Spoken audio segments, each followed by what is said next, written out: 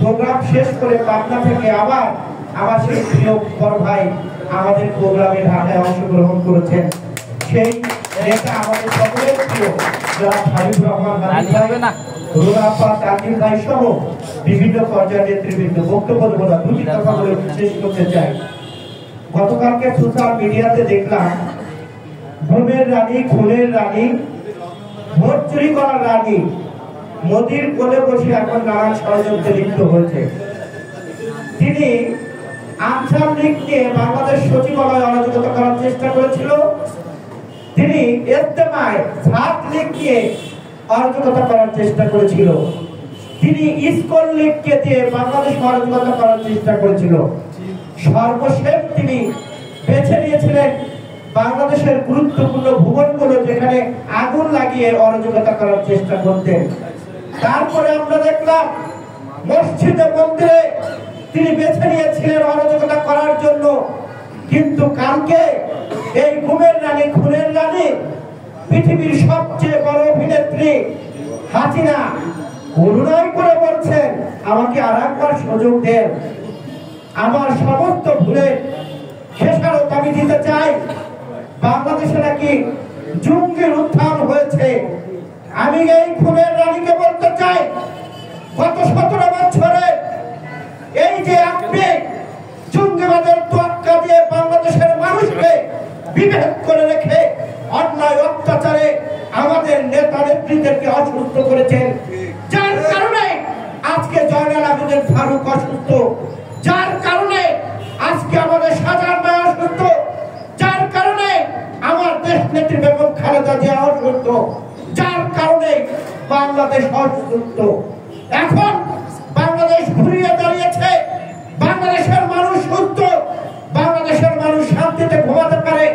পুলিশের জন্য হাজার হাজার বাসা পাল্টানো আর এখন লাগে না। ঘুম থেকে উঠে আর কোর্টে যেতে হয় না, ঘুম থেকে উঠে আর আমার মা ভাই বোনকে কারাগারে যে অসহায় মতো দাঁড়িয়ে তার ছেলেকে দেখতে হয় না। এটাই হলো বাংলাদেশ।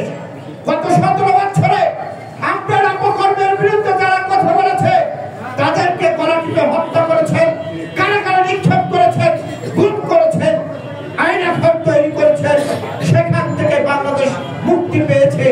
যতই কাদু কাদু করেন না কেন কাজ হবে না। আরেকটি কথা বলে শেষ করতে চাই, আমাদের পার্শ্ববর্তী দেশ ভারত ইতিমধ্যে আপনারা দেখছেন সীমান্তে তারা উত্তেজনা সৃষ্টি করার চেষ্টা করছে। বিজেপির এক নেতা কুলাঙ্গার শুভেন্দ্র তিনি বলেছেন বাংলাদেশ দখল করতে বেশি সময় লাগবে না। তাকে বলতে চাই বাংলাদেশের মানুষ সাহসী, বাংলাদেশের মানুষ পাকিস্তানকে হটিয়েছে, ভারতকে হটানোর সময় লাগবে না। আমরা ভারতের আগ্রাসনকে 5 আগস্ট দাঁড়িয়েছি। ভারতের চারপাশে এক শ্রেণীর বুদ্ধিজীবী নামধারী শেখ হাসিনা টাকার গোলাম বুদ্ধিজীবীরা বলার চেষ্টা করত বাংলাদেশের চারপাশে নাকি ভারত। আমরা এখন বলতে চাই ভারতের চারপাশে আমরা, একদিকে চীন, একদিকে পাকিস্তান, একদিকে আমরা। ইতিমধ্যে তার প্রমাণ হয়েছে একজন কৃষক তিনি কাঁচি নিয়ে কিভাবে প্রতিরোধ রুখে দিতে চেয়েছিলেন, সারা বিশ্বে সেই ছবিটা তোলপাড় সৃষ্টি হয়েছে। হাবিব ভাই, আপনারা 90-এর মহানায়ক, আপনারা আমাদের সাহসের বাতিঘর। আমাদের বাবর ভাই জেল থেকে বেরিয়েছেন, যার জন্য পিন্টু ভাই জেল থেকে বেরিয়েছেন, যার জন্য ভারত এখন কাপু কাপু করছে। এই সাবেক স্বরাষ্ট্রমন্ত্রী বাবর ভাই দেশপ্রেমিক সার্বভৌমত্ব রক্ষার জন্য 17টা বছর কারাগারে ছিল, তিনি বেরিয়েছেন। তিনি আমাদের সাহসের বাতিঘর। পিন্টু ভাই আমাদের সাহসের বাতিঘর। দেশ নেত্রী বেগম খালেদা জিয়া আমাদের সাহসের বাতিঘর। দেশ নায়ক তারেক রহমান আমাদের সাহসের বাতিঘর।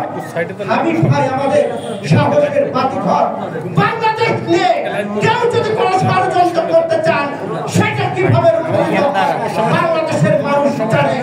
আমাদের জীবনে রক্ত থাকতে 1 ইঞ্চি মাটিও ভারতকে আমরা দেব না। আজকে সকল থাকতে হবে, শুধু ঐক্যবদ্ধ না তাহলে সাংবাদিক আমাদের রেস্টুরেন্ট লাগে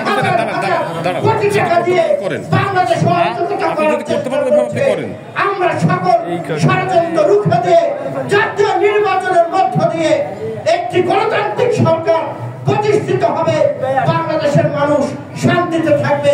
সকলকে ধন্যবাদ জানিয়ে আমি আমার কথা শেষ করছি। দেখা হবে রাজপথে, কথা হবে স্লোগানে, হয় লাশ না ইতিহাস। আল্লাহ হাফেজ।